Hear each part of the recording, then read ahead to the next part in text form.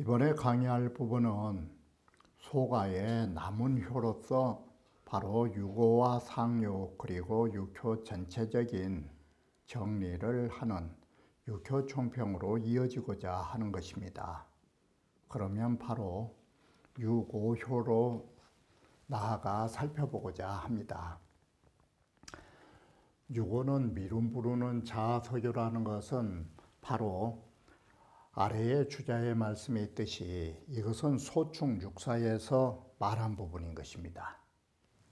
바로 미룬부르라 하는 것은 미룬이라는 말은 구름은 정말 비가 내릴 듯이 짙게 깔려 있는데 이 소리인 것입니다. 온통 하늘에 구름은 깔려 있는데 이 말이 미룬인 것입니다. 그래서 곧 비가 내릴 것 같은데 비가 내리지 않는 것은 이라고 하는 것입니다. 바로 주역에 쓰이는 미룬과 비의 관계는 어떻게 이루어지냐면 바로 대지에 이 수증기와 위의 공기가 합해서 1차적 화합을 거치면 구름이 만들어지고 그 구름이 다시 비가 내릴 수 있는 조건이 되면 비가 내린다라는 2차 화합을 가졌을 때 비가 내린다라고 말하는 것입니다. 바로 미룬부르라는 것은 1차적 완성은 되어 있지만 2차적 문제가 결격되어서 이루어지지 못한 것을 상징하는 것입니다. 자, 그래서 이 미룬부르라고 하는 것은 거의 일이 되었는데 그 일이 완성되지 못한 부분을 말해주는 것입니다. 그것은 내가 이것은 문항인데 문항이 바로 저 서교라 하는 것은 서주를 말하는 것으로 서주라 하는 것은 어디를 말하는가 하면은 이 기산을 말하는 것입니다. 그래서 기주를 말하는 것입니다. 바로 비가 내리려면 서방인 서쪽인 음해방이 아니라 남쪽에서 바람이 불어줘야 비가 내리는 것입니다. 비가 내리려면 구름이 꼈다가도 서북풍이 불어버리면 구름이 날아가 버린 것입니다. 그런 것처럼 서쪽에서 왔기 때문이니 곤이라고 한 것은 유고가 공의 귀한 자리인 것입니다. 주살로 하여 저 혈에 있는 이 말이 유기를 말하는 것입니다. 유기가 음이기 때문에 제혈이라고 말합니다. 마치 깊숙한 어떤 함정 속에 있는 것과 같은 것입니다. 그것을 취하여 음이 음끼리 만나서 그 일을 도모한다가 되는 것입니다.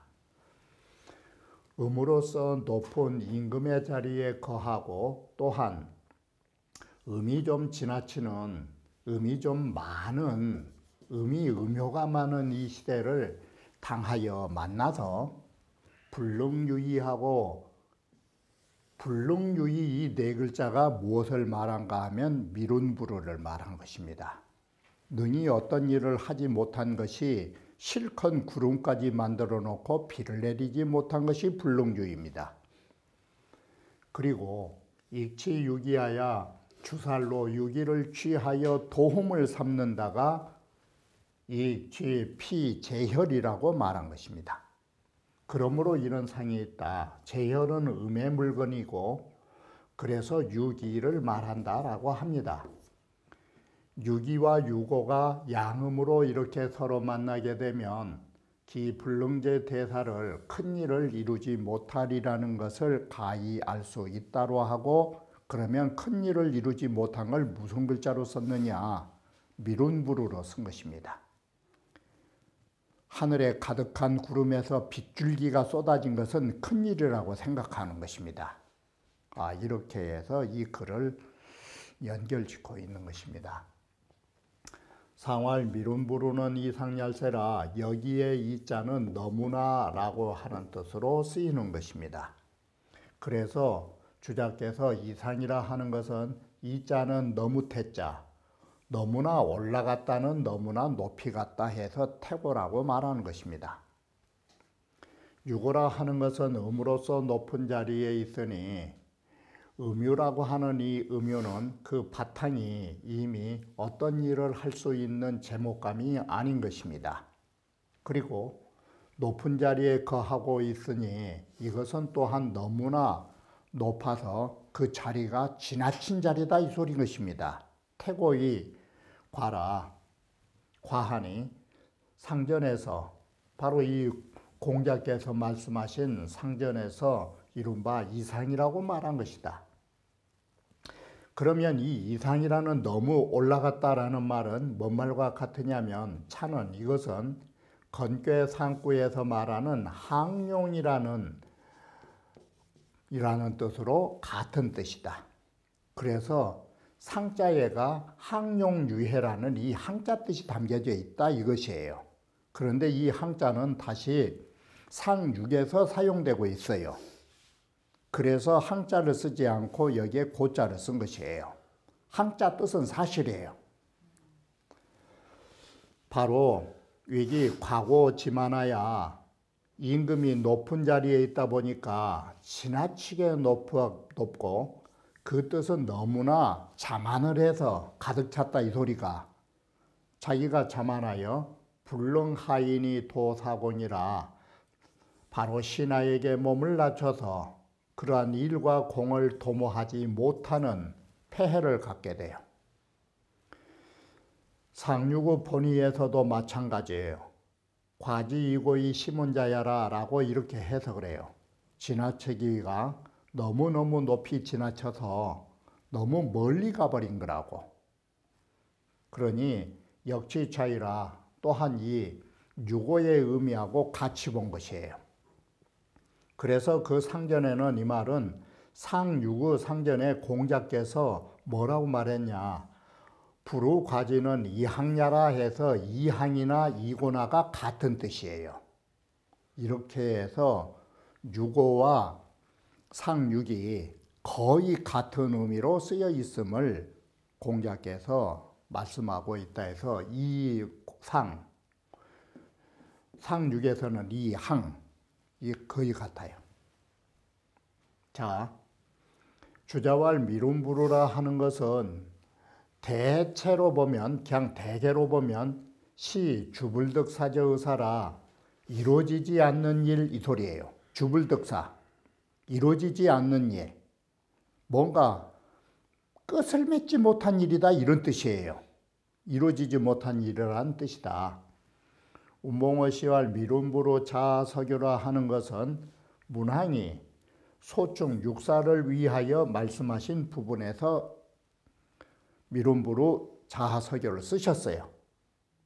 그런데 주공이 이걸 가지고 다시 소가의 유고로 말하고 있어요. 그러면 개언소자는 소축이 있고 문항께서는 소축에 썼는데 주공은 효사를 쓰면서 소과지 않아요. 모두 다 여기에 소자를 쓴다라는 것은 불능대유의하라 크게 어떤 일을 할 수 없다라는 것을 말하니라고 소자가 들어갔다 이 소리예요. 여기에서는 겨우 어디까지만 취하냐면 피제혈까지만 취하고 있어요. 저 깊숙한 동굴에 있는 것을 취한다라고까지만 말하고 있어요.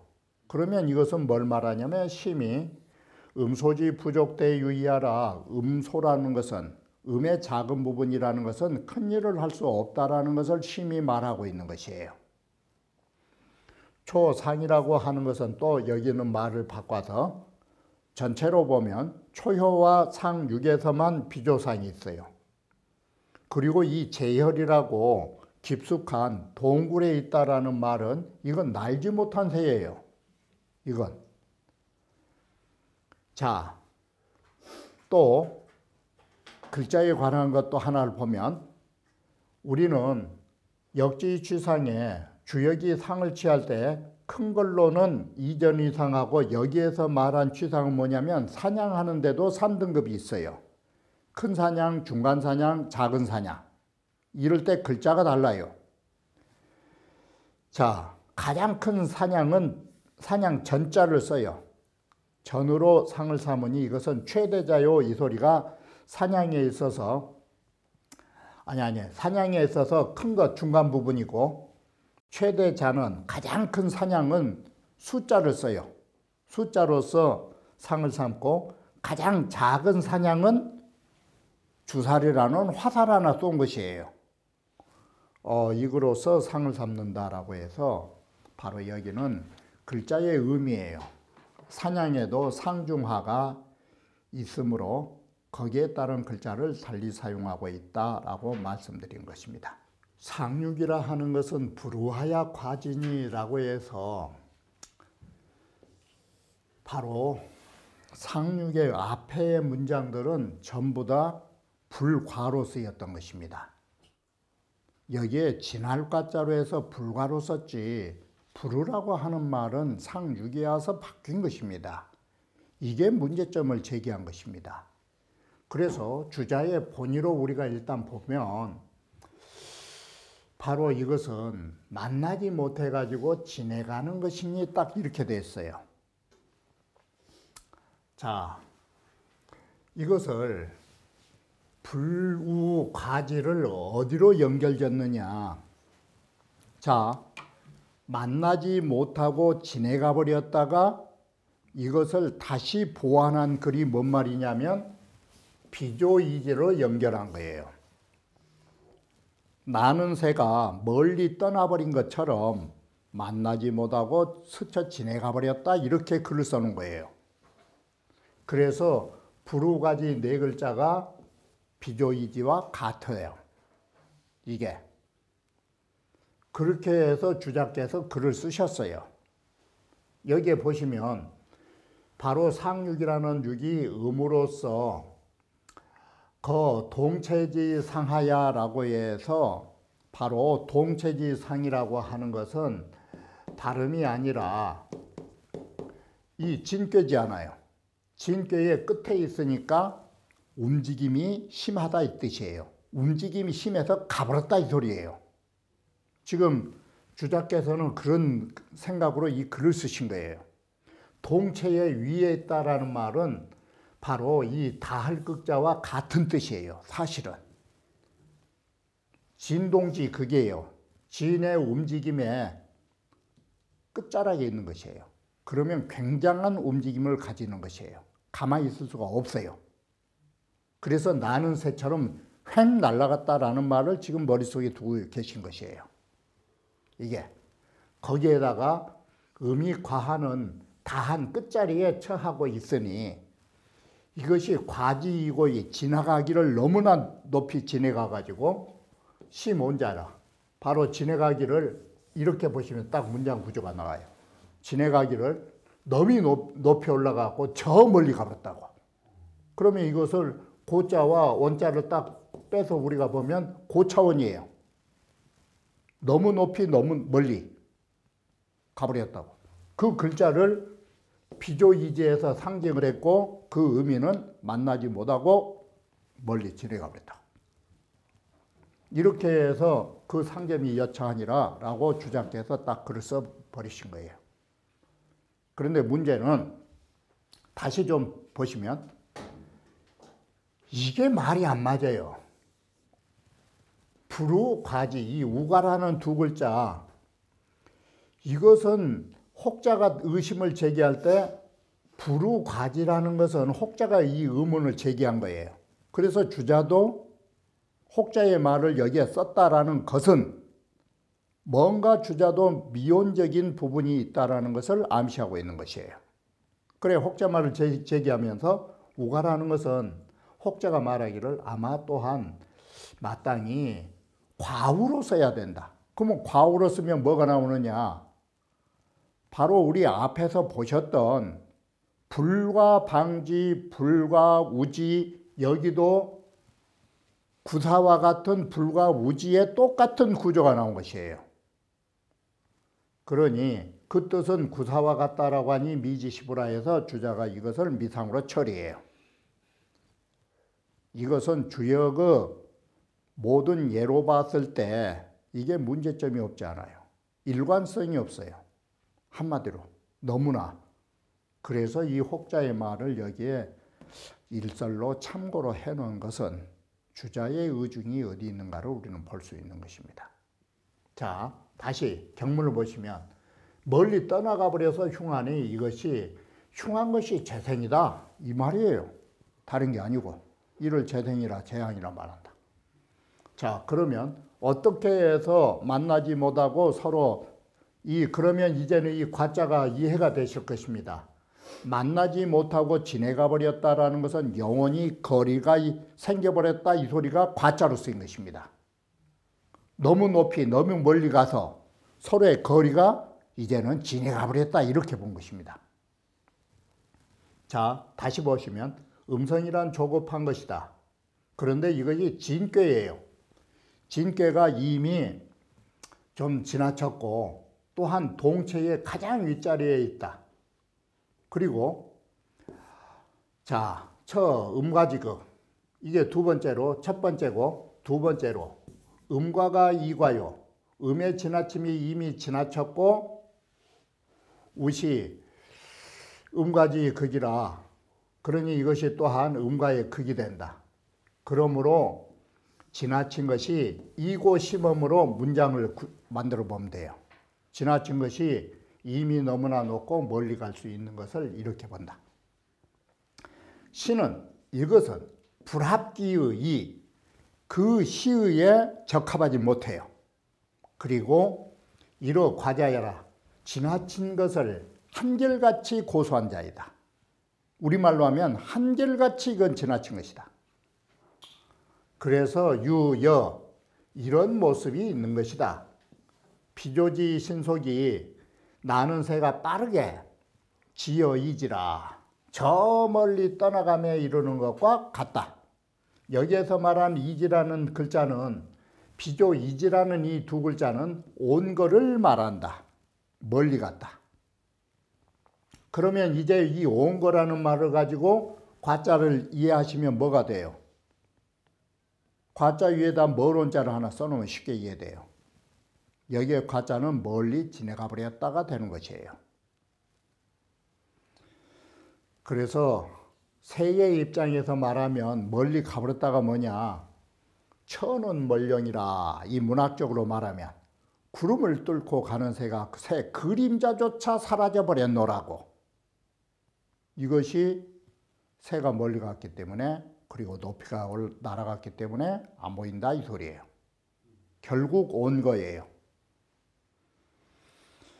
상활 부르가지는 이 항야라 해서 이것이 너무나 높고 멀리 갔다라는 뜻을 공자께서 항자를 쓰신 거예요. 항용 유해의 같은 의미예요. 앞에서는 높을 꽃자 쓰셨고 여기서는 항자를 쓰신 거예요.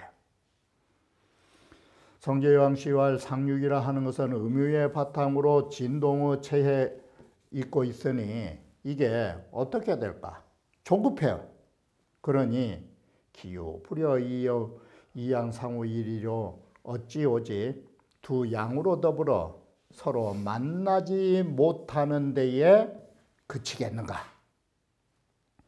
직역 초이 가지하야 바로 만남은커녕이고 곧바로 양들을 넘어서서 지내가 가지고 출기상 극기 고가 그 위로 벗어나고 그 높이를 다하는 것이 여 비조원이라 마치 나는 새처럼 양의 위로 올라가 버렸다 이 소리예요.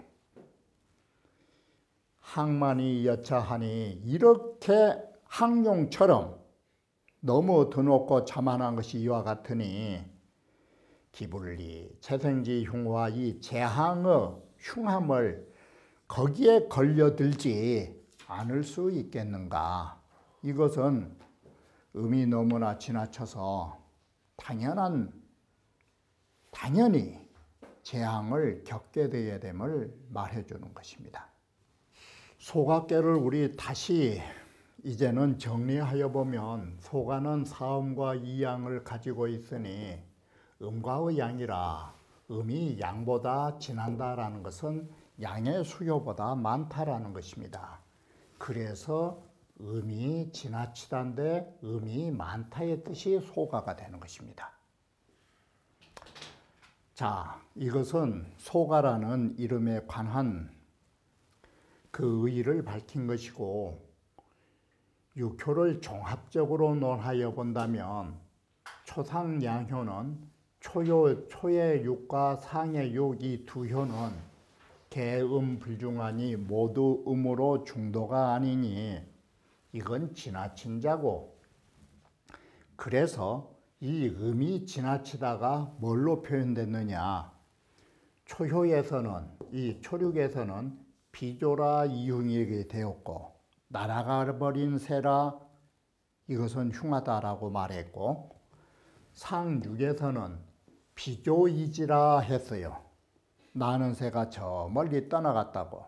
그러니 흉하다라고 하니, 바로 이것은 개, 객이, 과야오 모두 다 초효와 상효는 그 음이 지나쳤다라는 것을 경계해 주는 말로 흉하다를 쓰고 있다, 이 소리예요. 그러면 다음으로 이와 오효라고 하는 이 두 효는, 이는 구삼에 가까이 있고 유고는 바로 구사에 가까이 있어요. 그러니 이것은 강유가 상제하고 음양이 서로 균형을 이룰 수 있어요. 음이 양을 만났으니까. 그리고 위부 득중하니 그 자리 역시 또한 가운데를 얻었어요. 이와 오라고 하는. 그러니 이것은 불가자야라, 이건 지나치지 않은 것이다. 그래서 이에서는 우기신이라 그 신하를 만났다 하고, 오요에서는 주살일로서 저 깊은 동굴에 있는 것을 사냥으로 잡아왔다라고 했어요. 그러니 이것은 바로 이 유기와 유고에서는 또한 흉구지계가 없어요. 흉하다, 허물이 된다, 이런 경계의 말이 없어요. 그러니 바로 이것이 상하 사음음효의 차이점을 말해주고 있는 것이에요. 바로 여기에서 과하다, 불급하다를 가지고 네 개의 음효를 종합적으로 말하였어요. 그러면 나머지 양효의 두 개, 구삼과 구사는 어떤 성격으로 이 글이 쓰여 있을까를 종합하여 보면, 지 삼사양양하얀 삼효와 사효라는 두 개의 양효에 이르러서는 제3제후괄 불가방지이니 삼효의 구삼에 있어서는 불가방지라고 했어요. 지나치게 방비하지 못했노라고. 그러니 이것은 여기에서 말한 방이라는 것은 위 방하 이음야라, 아래의 이음을 방비함을 말해주고 있는 것이다. 사삼으로, 이 삼으로 하여금 제2음지상이 이음의 위에 있으면서도 붉은 위지 방적, 삼가 이것을 방비하지 않는다면, 이렇게 조심하지 않는다면 음유는 필지핵이라, 음유는 이 말은 아래에 있는 음 두 개가, 초륙과 육이 두 개가 반드시 바로 구삼이라는 나의 몸을 해치는 데 이르게 되는 것이다. 그러므로 종혹장지 흉이 있는 것이다. 그래서 따라서 혹 나를 해치게 된다라는 흉함이 있는 것이고, 구사효는 어땠느냐? 불가우지라 하니 여기에서 만났다고, 지나가지 않고 또 만났다라고 하니, 여기에 만남이라는 것은 바로 위에 있는 두 개의 유고와 상육을 말한다라는 것이에요. 거기와의 만남 관계이다.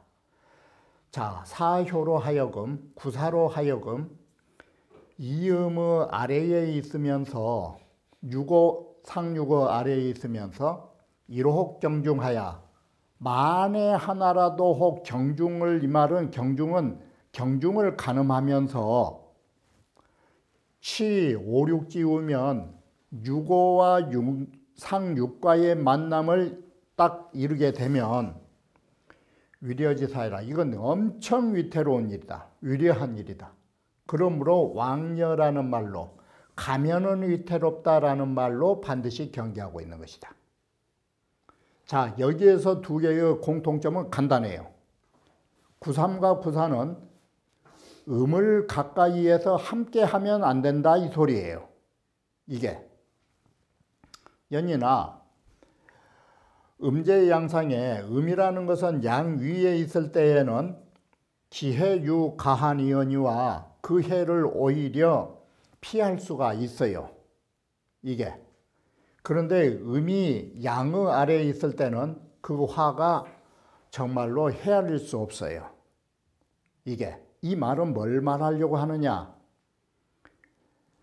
바로 음이 양의 아래에 있다는 것은 뭘 말하냐면 초력과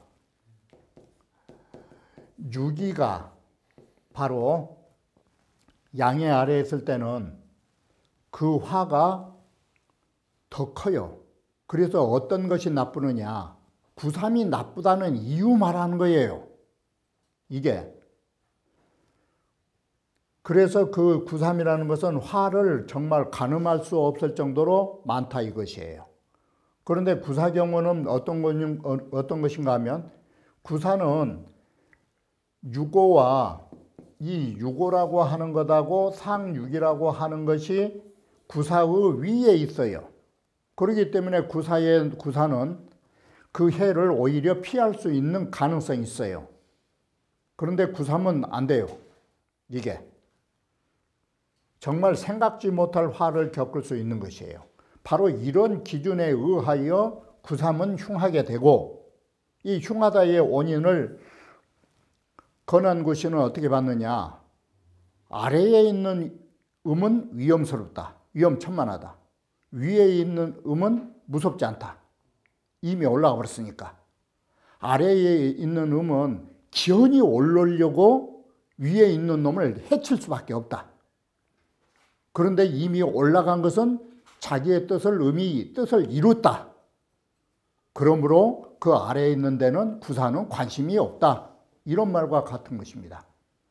그래서 음이 자기의 세력을 성장해 올라가려면 있어서 위에 걸거치는 방해물로 존재하는 구삼은 음이 용서하지 않는다. 그러나 음이 이미 올라가서 자신의 뜻을 달성했을 때에는 아래에 있는 양쯤이야. 그거 대수롭지 생각한다. 그러니 구사의 양은 괜찮다. 이 기준에 놓고 지금 이 글을 정리하고 있는 것입니다. 그래서 구삼이라는 것은 흉하다를 이제 아시겠죠. 이음의 초육과 유기의 방해 요소가 되기 때문에 두 개의 음이 가만 놔두지 않으니 구삼은 흉하다 이 말이 되는 것이에요. 그리고 구사가 무구가 된다라는 것은 음들이 이미 제자리 찾아서 올라가서 호강하고 있는데 다시 음이 아래에 있는 양에게 해코지 하겠느냐? 그래서 무구다 이 소리예요. 이런 기준이 또한 가운데 두 개의 양효에 있어서의 기륭의 차별점이에요. 바로 이러한 논리의 구조가 비록 주자의 본의와는 꼭 맞아떨어진 것은 아니에요. 그러나 주역을 보는 사람들은 이러한 안목으로 활관을 하셔야 돼요.